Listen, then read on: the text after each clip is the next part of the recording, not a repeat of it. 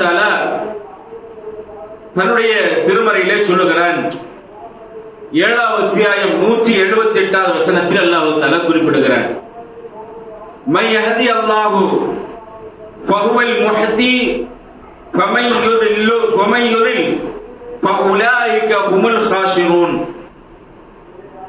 அல்லாஹ் எவர்களுக்கு நேர் வழி காட்டுகிறானோ, யாருக்கு நேரான பாதையை காட்டுகிறானோ அவர்கள் நேர் வழி அடைந்தவர்கள். யார் தவறான வழியில் அல்லாஹ் தஆலா விட்டு விடுகிறானோ அவர்கள் மிகப்பெரிய ஒரு நஷ்டத்தில் இருக்கிறார்கள் என்று அல்லாஹ் தஆலா குறிப்பிடுகிறார். நாமெல்லாம் ஓரிரை கொள்கையை ஏற்றுக்கொண்டிருக்கிறோம், தௌஹீத்வாதிகளாக இருந்து கொண்டிருக்கிறோம், தௌஹீதை பின்பற்றக்கூடிய மக்களாக இருந்து கொண்டிருக்கிறோம். ஏகத்துவத்தை பின்பற்றுவோம் என்று உறுதிமொழி ஏற்றுக்கொண்டு அல்லாஹ்விற்கு இணை கற்பிக்க மாட்டோம், தூதர் ஸல்லல்லாஹு அலைஹி வஸல்லம் அவர்களுக்கு மட்டும்தான் கட்டுப்படுவோம் என்று இந்த உலகத்திலே வாழ்ந்து கொண்டிருக்கிற மக்களாக நாம் இருக்கிறோம். அப்படி உள்ள மக்களுக்கு அல்லாஹ் தஆலா ஒரு வரலாற்று சம்பவத்தை குர்ஆனின் மூலமாக நமக்கு படிப்படியாக உணர்த்துகிறார். அல்லாஹ் தஆலா ஒரு படிப்படை நமக்கு உணர்த்துகிறான். காரணம் என்ன? நம்மை சரிப்படுத்துவதற்கு, நாம் சொர்க்கத்தின் பக்கம் செல்வதற்கு, நம்மை நம்முடைய குடும்பத்தையும் நரகத்திலிருந்து பாதுகாப்பதற்காகத்தான் அல்லாஹ் தஆலா இப்படிப்பட்ட ஒரு வரலாறுகளை படிப்படியாக அல்லாஹ் தஆலா சொல்லி காட்டுகிறார். ஏன் இதை சொல்கிறேன் என்று சொன்னால், மனிதர்களே மிகப்பெரிய அற்கொடை இருக்கிறது, அல்லாஹ்வுடைய அருள். அந்த அற்கொடைகளில் மிக முக்கியமான அற்கொடை என்னவென்று சொன்னால், ஆரோக்கியம் மிகப்பெரிய ஒரு அற்கொடை. ஆரோக்கியம் இல்லாத மனிதனிடத்தில் போய் கேட்டா தான் ஆரோக்கியத்தை பத்தி தெரியும். ஆரோக்கியமா இருக்கிற மனிதனிடத்தில் ஆரோக்கியத்தை பற்றி பேசினால் அவன் சொல்லுவான், ஆரோக்கியமா இருக்கிறது என்ன பிரச்சனை, நோய் வந்த பிறகுதான் அவனுக்கு தெரியும் இந்த ஆரோக்கியம் எவ்வளவு முக்கியம் என்று. அதே மாதிரி மனைவியிடத்தில் பார்க்கிறோம், அதுவும் மிகப்பெரிய அற்கொடை. ஆனால் அந்த மனைவி நமக்கு சரியாக அமையவில்லை என்று சொன்னால், சரியான இடத்துல மனைவி இல்லைன்னா குடும்பம் ரெண்டா போயிடும், அதுல பல பிரச்சனை ஏற்பட்டுரும். தாயும் தந்தைக்கும் வீட்டில் பயங்கரமான, மனைவிக்கும் தாய்க்கும் பிரச்சனை, அது சகோதரி மத்தியில் பயங்கர பிளவு ஏற்படுத்தும். நமக்கு அவர்களும் மட்டும் பிளவல்ல, நம்மையும் சேர்த்து பிளவுபடுத்தும். அந்த மனைவி கிடைக்கிறது மிகப்பெரிய அற்கொடை. அதை விட மிகப்பெரிய அற்கொடை ஒன்று இருக்கிறது என்று சொன்னால் குழந்தை செல்வம்.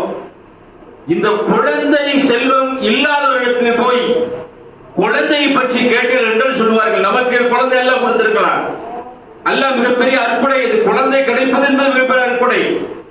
ஆனால் அந்த குழந்தைகளை வளர்த்துக் கொண்டிருக்கிற நம்மிடத்தில் கேட்கும் பொழுது பயங்கரமா பண்றான், தாங்க முடிய மாட்டேது பிரச்சனை, வீட்டிலே உட்கார முடிய மாட்டேது என்று சொல்கிறோம். ஆனால் ஊனமுற்ற பிள்ளையை வளர்க்கக்கூடிய தாயிடத்தில் கேட்டால் அவள் சொல்லுவாள், அந்த பிள்ளை ஊனமுற்ற இருந்தாலும், நடக்க முடியாவிட்டாலும், அது சாப்பிட முடியாவிட்டாலும், படுத்த படுக்கையா இருந்தாலும் அது என்னுடைய குழந்தைதான் என்று சொல்வாள். சொல்வதற்கு காரணம் என்ன? அந்த அற்கொடையை அவள் விளங்கி இருக்கிறாள். கண் தெரியாத மனிதனிடத்தில் போய் கேளுங்கள், கண்ணுடைய அறிவை பற்றி அவன் சொல்லுவான், கண் இருந்தால் நான் இந்த வேலை செய்திருப்பேன். கண் தெரியாத ஒரு சிறுவன் இந்த உலகத்திலே பாருங்கள், அதுவும் நாம் வாழக்கூடிய பகுதியில், நாம் வசிக்கக்கூடிய பகுதியில் அல்லாஹ் தஆலா கண்ணுக்கு எதிராக காட்டுகிறான். அல்லாஹ்வுடைய அற்புதங்களை நமக்கு நினைவூட்டுகிறான். ஒரு கண் தெரியாத சிறுவன் குர்ஆனை மனனம் செய்து அழகாக ஓதி காட்டுகிறான் என்று சொன்னால், உலகத்தில் கண் இருந்தும் குருடர்களாக நாம் வாழ்ந்து கொண்டிருக்கிறோம் என்பதுதான் நிதர்சனம். ஒரு கண் தெரியாத சிறுவன் அவன் ஓதுவக்கூடிய காட்சியை பார்க்கும் பொழுது மிகைப்புகிறது.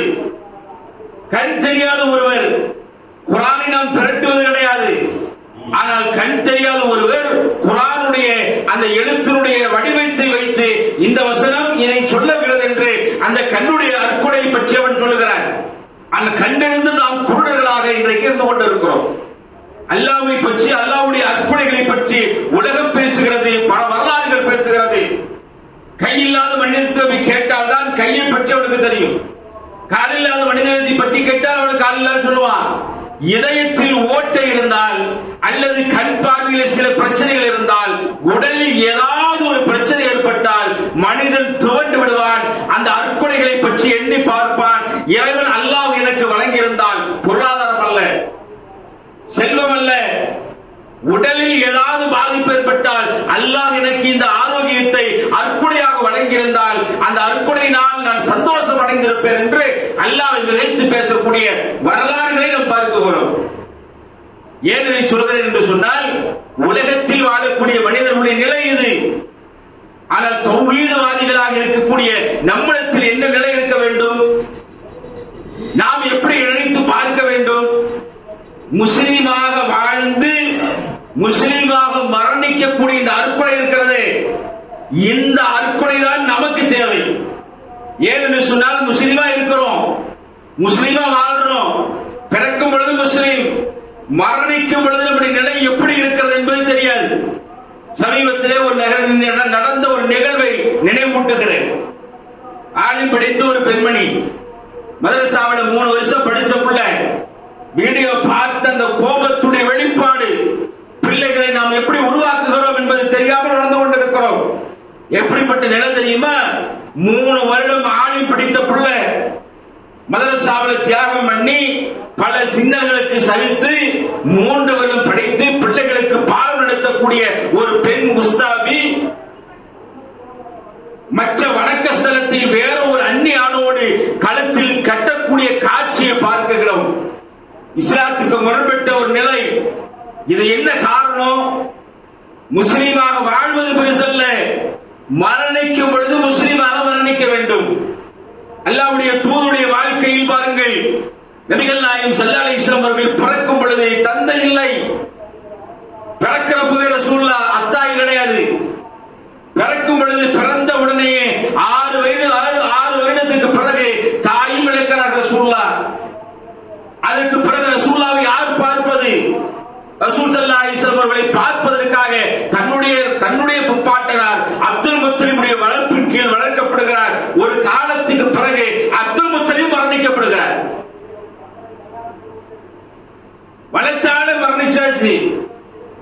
கிட்டத்தட்ட அல்லாஹ்வுடைய தூதர்களுடைய வாழ்க்கையில் 50 வருடங்களுக்கு மேலாக அல்லாஹ்வுடைய தூதர்களை ஒரு கோழி குஞ்சை பார்ப்பதை போல அபூ தாலிப் அவர்கள் அல்லாஹ்வுடைய தூதர்களுக்கு வரக்கூடிய இன்னல்கள் எல்லாம் பொறுத்து கொண்டு, வரக்கூடிய தாக்குதலை எதிர்கொண்டு அல்லாஹ்வுடைய தூதர்களை ஒரு கோழி குஞ்சை பார்ப்பதை போல ரசூல் ஸல்லல்லாஹு அலைஹி வஸல்லம் அவர்களை அபூ தாலிப் பாதுகாக்கிறார். குறைஷி குலவே கொதித்திருக்கிறது. ஆனால் ரசூலுல்லாஹ் அவ்வளவு பொறுமையாக இருந்து கொண்டிருக்கிறார். பொறுமையா இருக்காங்க ரசூலுல்லாஹ்.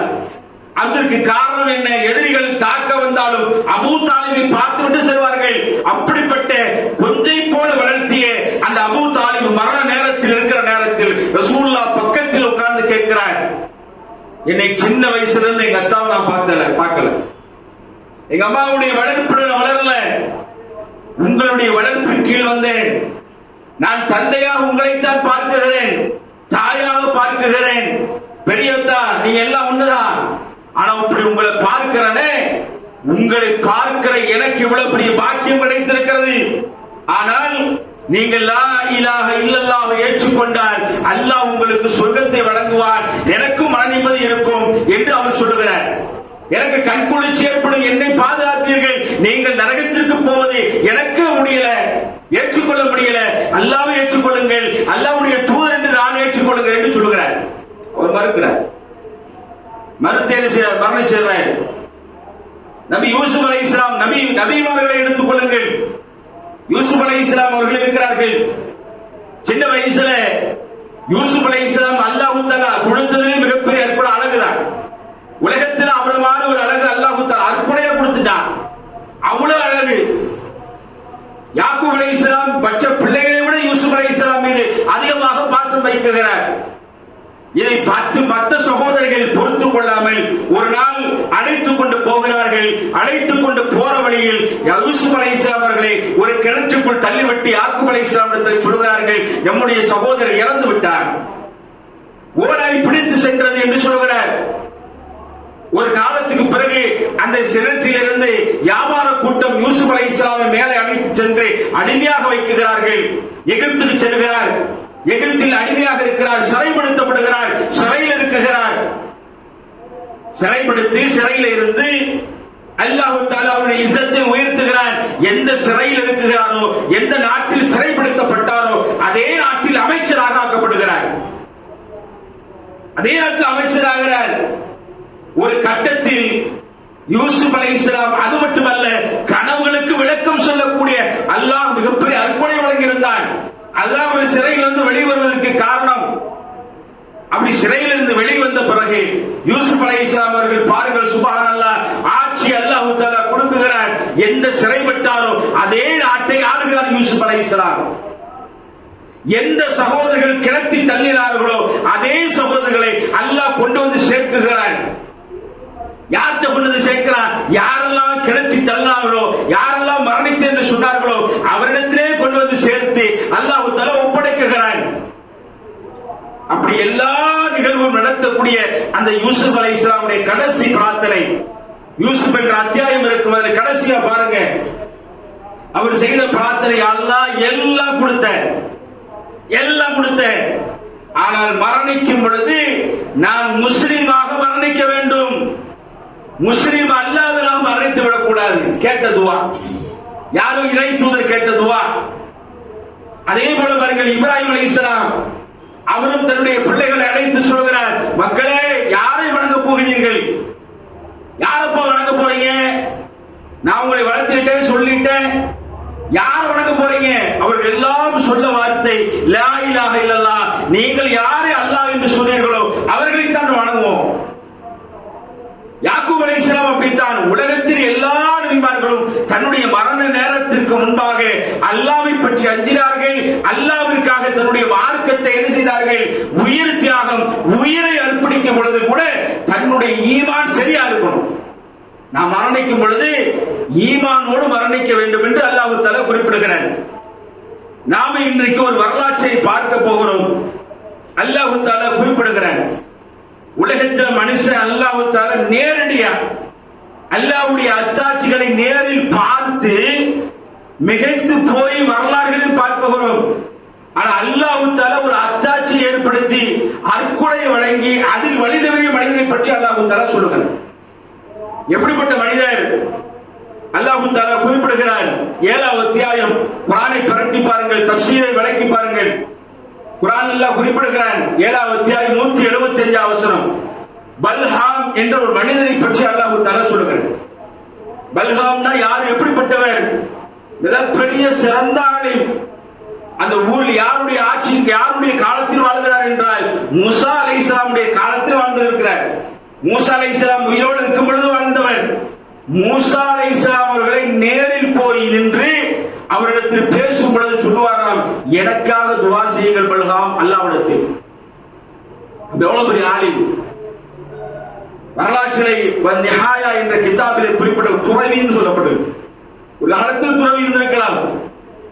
அவர் அல்லாஹ்வுடைய மார்க்கத்தை இதிலும் கூடுதலாக சொல்ல வேண்டும் என்று சொன்னால், அல்லாஹ்வுடைய 99 பெயர்கள் இருக்கிறது. இது போல பல பெயர்கள் அல்லாஹ்வுக்கு இருக்கிறது.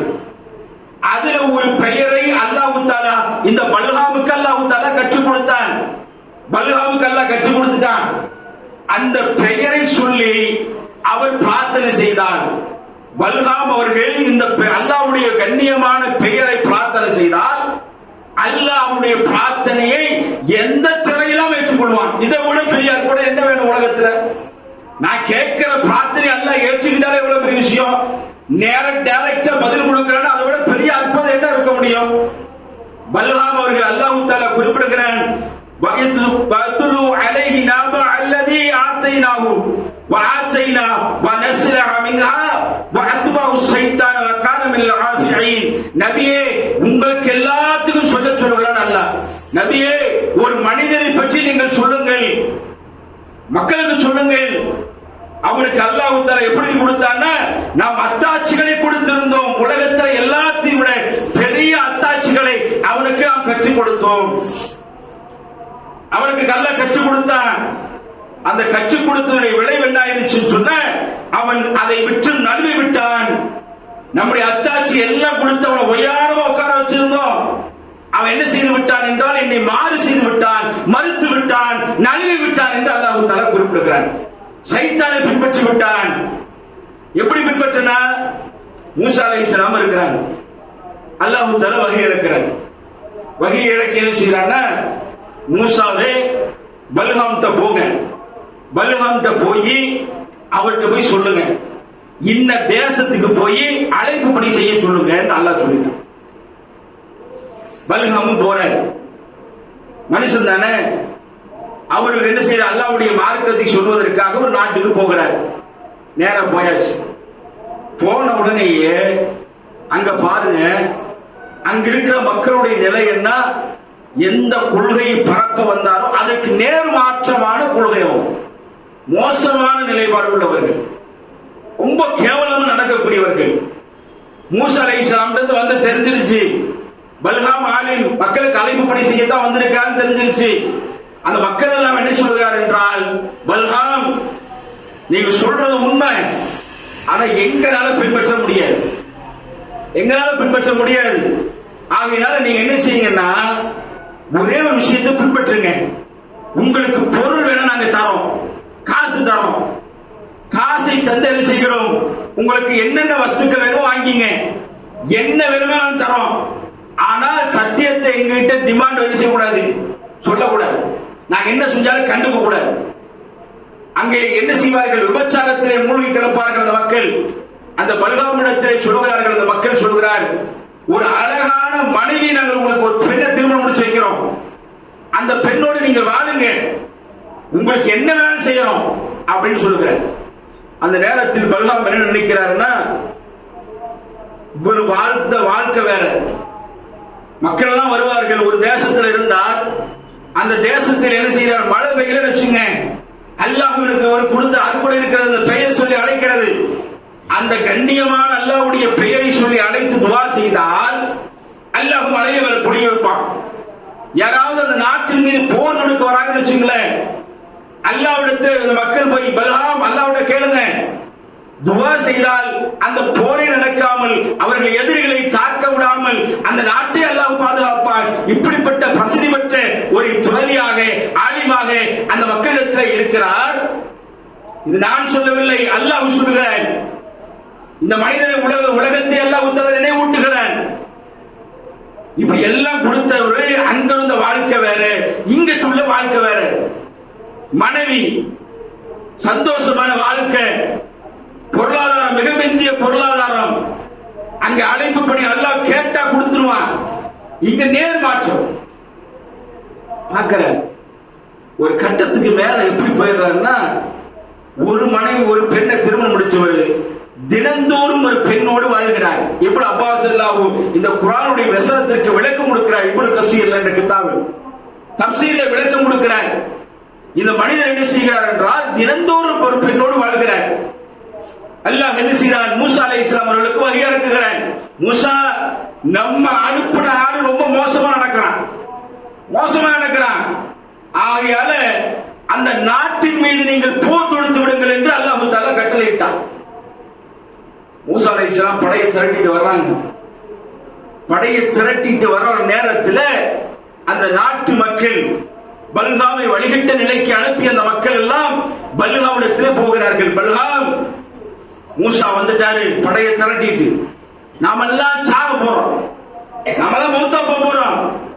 ஆகையால அல்லாஹ் உங்களுக்கு கத்து கொடுத்திருக்கானே அழகான துவா, கண்ணியமான பெயரு, அதை வச்சு நீங்க என்ன செய்யுங்கன்னா, மூசா அலைஹிஸ்ஸலாம் அவர்களையும் அவருடைய கூட்டத்தாரையும் அவர்களுக்கு எதிராக நீங்க துவா செய்யுங்க, அவர்களை கொல்ல வேண்டும் என்று துவா செய்யுங்க.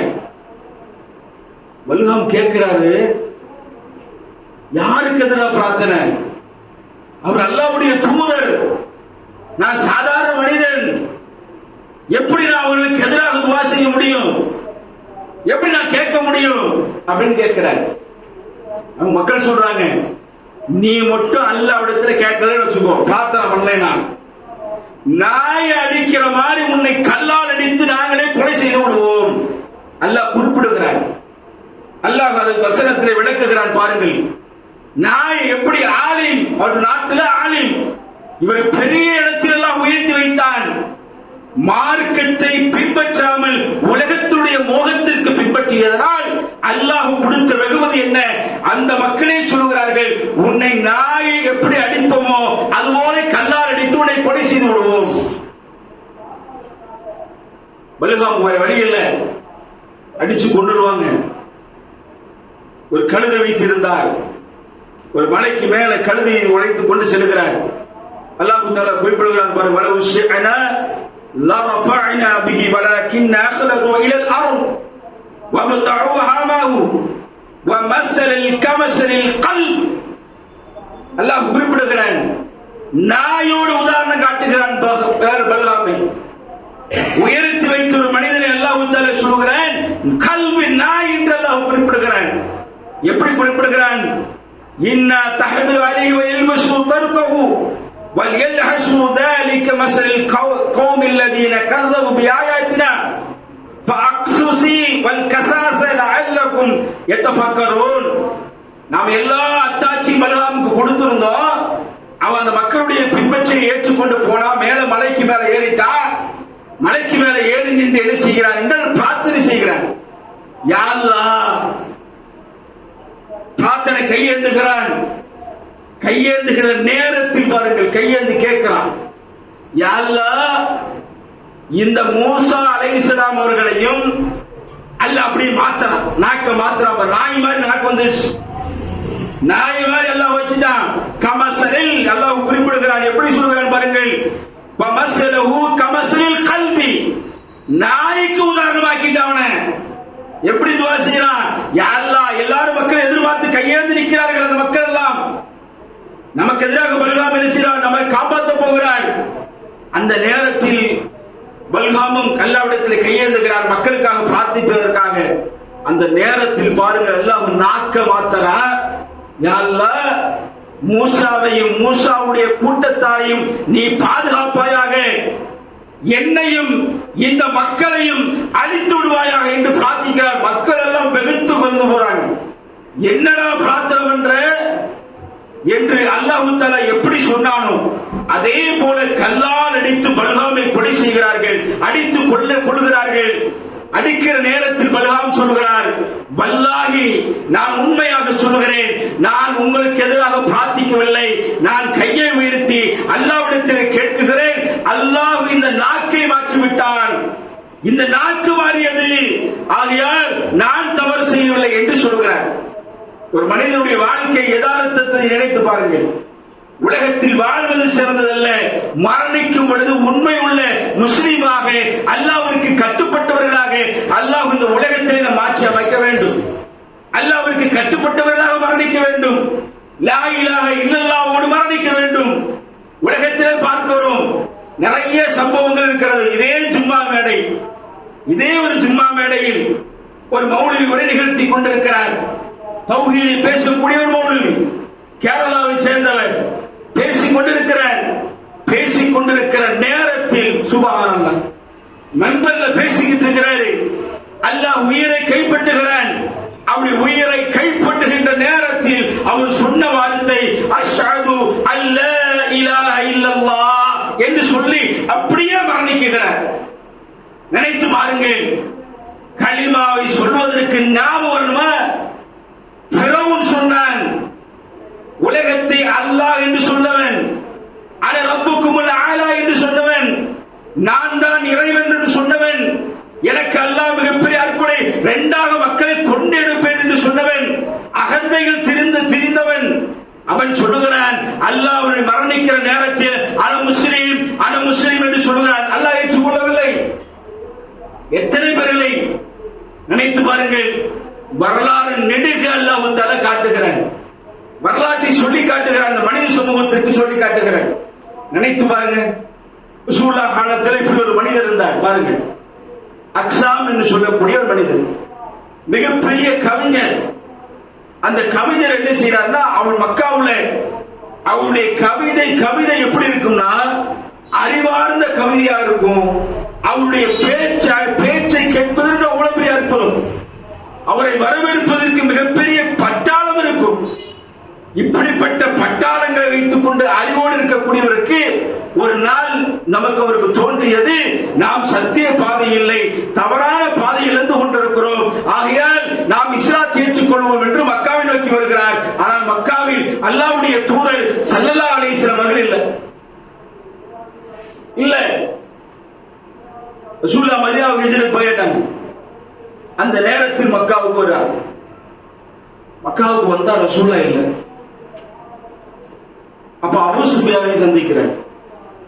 அபூ சுஃபியான் வந்த மக்காவுக்கு நுழைஞ்ச உடனேயே அந்த மக்கள் எல்லாம் பயங்கர ஆரவாரத்தோடு வரவேற்கிறார். அபூ சுஃபியானுடைய வீட்டில் விருந்து ஏற்பாடு செய்து அக்ஸாமை உட்கார வைத்து கேட்கிறார், என்ன விஷயம், நீங்க வர்றதுக்கு என்ன காரணம்?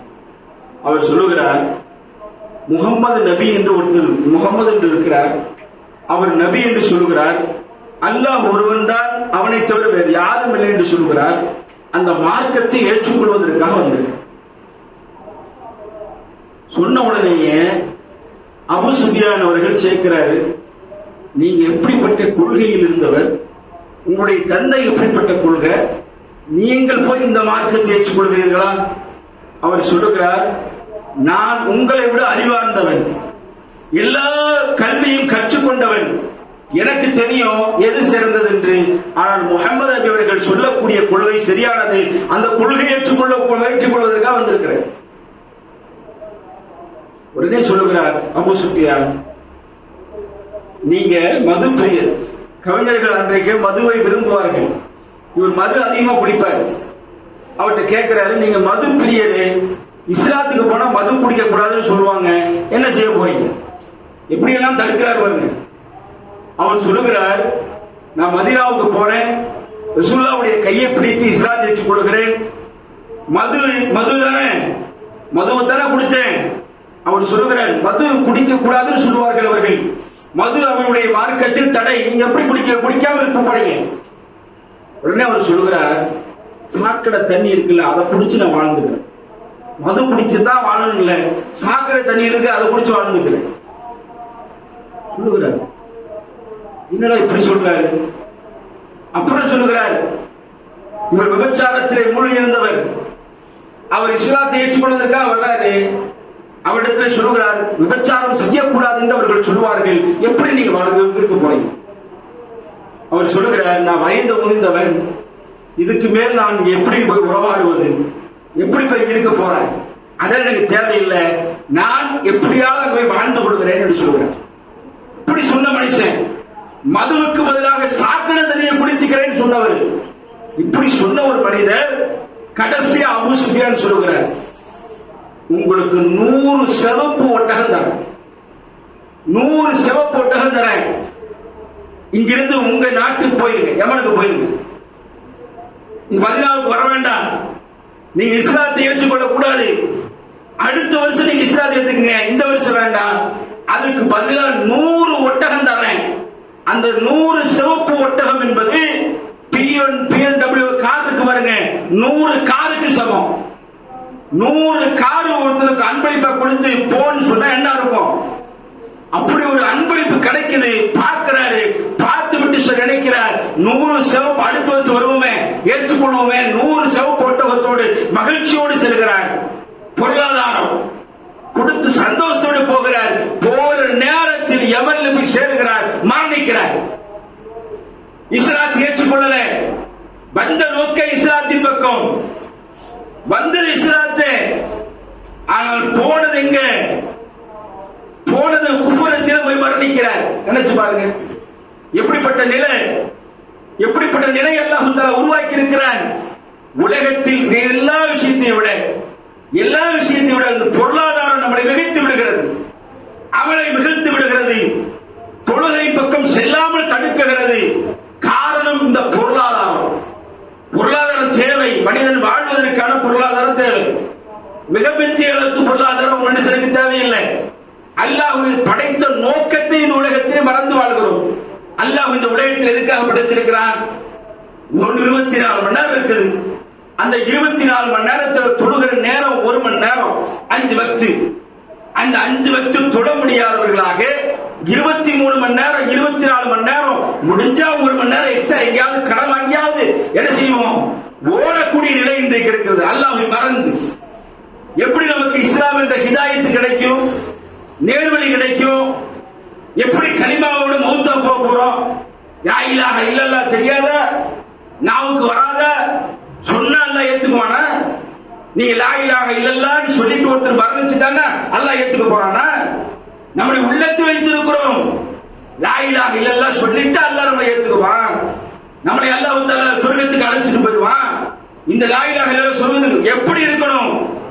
ஃபிரௌன் சொன்னான், மௌத்தா போற நேரத்தில் சொன்னான், நான் உன்னை ஏற்றுக்கிறேன் ரப்பே. எப்படி? கடல் மலை போல திகழ்ந்திருக்கிறது. சென்ட்ரல்ல போறாங்க, சென்ட்ரல்ல போறான், கடல் மூழ்கிறது. கடல் ரெண்டா பிளந்தாலே ஏற்றுக்கொள்ள வேண்டாம்? ஒரு தடியால் அடித்து கடல் பிளக்குது. அதை விட உலகத்தில் மிகப்பெரிய அத்தாட்சி என்ன வேண்டும்? என்ன வேணும்? இதை விட அத்தாட்சி என்ன வேணும்? ரெண்டா பிளக்குது. ஃபிரௌன் கடந்து போகிறான். கடந்து போகிற நேரத்தில் அல்லாஹ் தஆலா உத்தரவிடுகிறார், கடல் மூழ்கிறது. மூழ்கிற நேரத்துக்கு தான் தெரிகிறது, வல்லாஹி அல்லாஹ் இருக்கிறார், அல்லாஹ் இருக்கிறார், நான் அல்லாஹ்வே நான் ஏற்றுக்கொள்கிறேன் என்று ஏற்றுக்கொள்கிறார். அந்த நேரத்தில் அல்லாஹ் சொல்கிறார், உன்னை ஏத்துக்க மாட்டேன், உன்னை ஏத்துக்க மாட்டேன், உன்னை ஏத்துக்கக்கூடிய நிலையில் இல்லை. உனக்கு பல வாய்ப்புகளை கொடுத்தோம். உலகத்தில் வாழும் பொழுது பல வாய்ப்புகள் வழங்கப்படுதா இல்லையா? எல்லா வாய்ப்புகளும் மறுமையில நிற்போம். நம்ம மறுமையில நிற்போம். அல்லாஹ் தஆலா நரகத்திற்கு முன்பாக நிப்பாட்டுவான். நரகத்தினுடைய அந்த சத்தத்தை கேட்பார்கள் மனிதர்கள். அந்த மனிதர் அந்த ஓர சத்தத்தை கேட்கும் பொழுது மனிதர்கள் எல்லாம் சொல்வார்கள், யா அல்லாஹ், யா அல்லாஹ், உலகத்திற்கு எங்களை திருப்பி அனுப்பு. கண்டிப்பா நாங்க தப்பே செய்ய மாட்டோம், உன்னை வணங்கிக்கிட்டே இருப்போம். வணங்குற நேரத்தில் வணங்காமல் மௌத்தா போயிட்டு அல்லாஹ்ட்ட கேட்கிறது. சில பேர் பேசிக்குவாங்களாமா, அல்லாஹ் குறிப்பிடுகிறேன். சில பேர் எப்படி பேசிக்குவாங்களாமா, உலகத்துல ஒரு நாள் வாழ்ந்திருப்போம் நம்ம, அவ்வளவுதான். அல்லாஹ் அதுக்குள்ள நம்மள உயிரை கைப்பற்றிட்டு எப்போ 100 வருஷம் வாழ்ந்து உதாரணம் வச்சுக்கோங்க. நூஹ் அலைஹிஸ்ஸலாம் காலத்துல 950 வருஷம் ரசூலுல்லாஹ் நூஹ் அலைஹிஸ்ஸலாம் காலம் வாழ்த்தப்பட்டார்கள் மனிதர்கள். நமக்கு 100, 65, 70 இப்படிப்பட்ட நிலை நம்மிடத்தில் இருக்கிறது. நாம சொல்லுவோமா, ஒரு நாள் தான் வாழ்ந்தோம். சில பேர் சொல்வார்களாம், உலகத்தில் நாம் சொற்ப நேரங்கள் வாழ்ந்திருப்போம். 60 வருஷம் 70 வருஷம் வரைக்கும் அல்லாஹ் வாய்ப்பை கொடுத்து அல்லாஹ்வை வணங்காமல் அல்லாஹ்வுடைய நினைவுக்கு அப்பாற்பட்டவர்களாக இந்த உலகத்தில் வாழ்ந்தவர்கள் அல்லாஹ்விடத்தில் பேசுவார்களா, நாங்க கொஞ்ச காலம் தான் அல்லாஹ் வாழ்ந்தோம். எப்படி நமக்கு நல்லடியாருடைய உயிரை கைப்பற்றுவான? குராபத்தில் உள்ளவர்களுக்கு நமக்குள்ள என்ன வேறுபாடு? தௌஹீத்வாதிகளுக்கும் தௌஹீதை ஏற்றுக்கொண்டிருக்கிறோம், அல்லாஹ் ஒருவன் தான் ஏற்றுக்கொண்டிருக்கிறோம். அல்லாஹ் ஒருவன் தான் ஏற்றுக்கொண்டதினால் அல்லாஹ் உங்களுக்கு சொர்க்கத்தை வழங்க போகிறானா? அதில் உறுதியாக இருக்க வேண்டும். அல்லாஹ் இந்த பொருளாதார ஏன் இந்த வரலாறுகளை எல்லாம் சொல்லுவதற்கு காரணம் என்ன? உலகத்தில் இப்படிப்பட்ட வாழ்க்கையெல்லாம் மனிதர்களை அல்லாஹ் நினைவுபடுத்துவதற்கு காரணம் என்ன? நம்மை சரிபடுத்துவதற்கு, நாம் ஈமானோடு மரணிக்க வேண்டும் என்பதற்காக அல்லாஹ் தஆலா இப்படிப்பட்ட படிப்படிகள் அல்லாஹ் தஆலா நினைவூட்டுகிறான். அன்புக்குரிய சகோதரர்களே, மரணிக்கும் பொழுது உண்மை உள்ள முஸ்லிம்களாக, அல்லாஹ்விற்கு கட்டுப்பட்டவர்களாக, முழுமையாக அல்லாஹ்வை சார்ந்தவர்களாக, அல்லாஹ்வை எந்த நேரம் திக்ர் செய்யக்கூடிய மக்களாக, எந்த நேரம் அல்லாஹ் என் உயிரை கைப்பற்றுவார் என்ற எண்ணத்தோடு வாழக்கூடிய மக்களாக அல்லாஹ் தஆலா உங்களையும் என்னை வாக்குவாட கூறி அந்த உரை நிறைவு செய்கின்றேன். வாஹிரு தாவானா அல்ஹம்துலில்லாஹி ரப்பில் ஆலமீன். அஸ்ஸலாமு அலைக்கும் வரஹ்மத்துல்லாஹி வபரகாத்துஹு.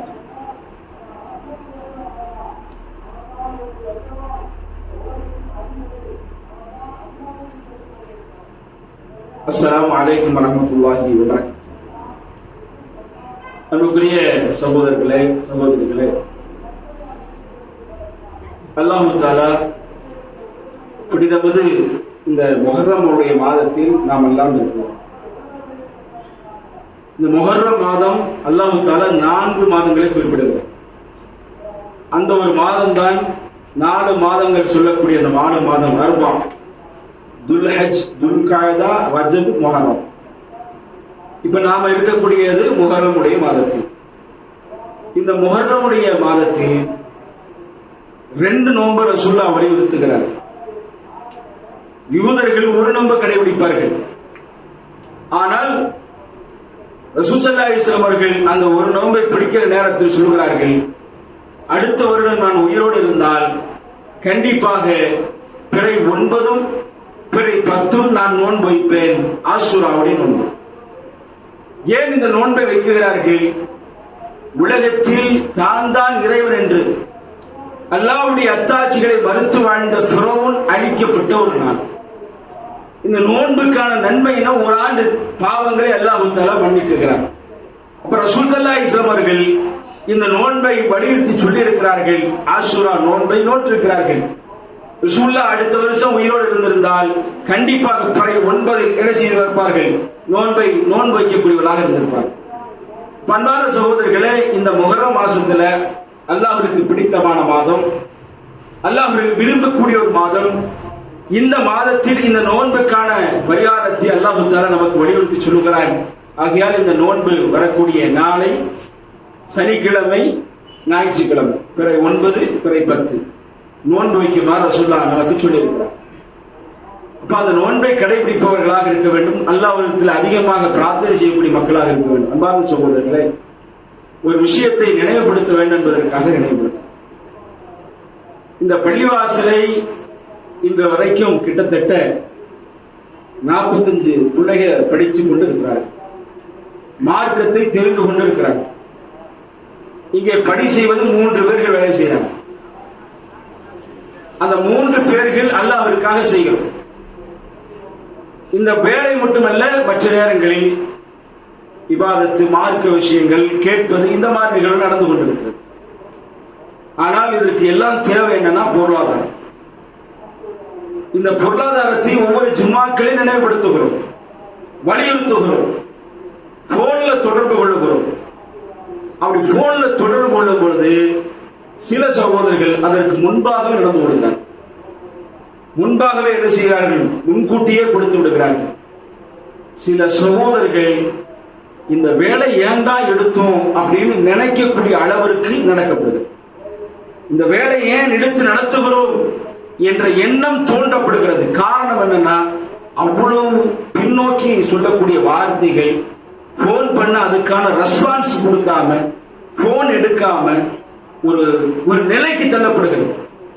அப்ப இந்த நிலை எப்படி நீடித்து கொண்டு போனால், இந்த 45 பிள்ளைகளுடைய கல்வி, இந்த பள்ளியுடைய செயல்பாடு இன்றைக்கு செயல்பட்டு கொண்டிருக்கிறது. 2 சப்பு 3 சப்பு தொழுகை நடக்குது.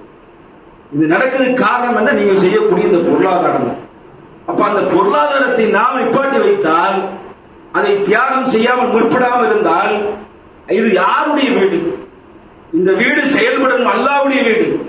இங்க செய்யக்கூடிய அனைத்து விஷயங்களுக்கும் கூலி இருக்கிறது.